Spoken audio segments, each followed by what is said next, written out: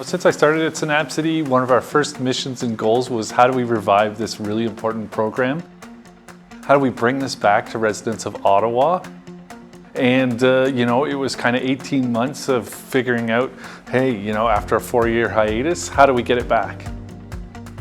I think it's really critically important for the public to understand that their voice matters, and not only that it matters, but that they can have impact.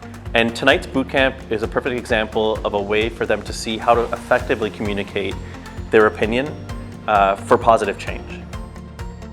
I've definitely learned a lot more about how to create change in a more formal setting, the ins and outs of what it takes to make change through a more political lens, and that it's about relationships, having really strong relationships with people regardless of what their positions are is so important for being able to actually come up with ideas and bring them to life.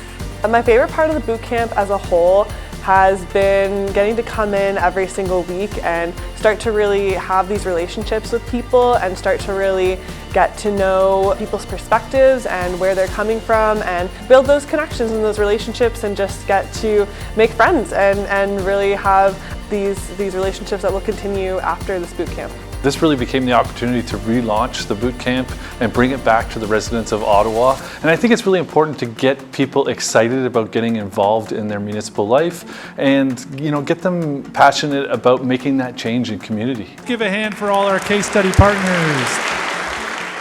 To do more for more people. Identified groups that are fighting the good fight. But the outcomes could be really incredible. I was so delighted to be able to facilitate a session, an amazing experience, to be honest, to be able to answer some questions, have that one-on-one interaction.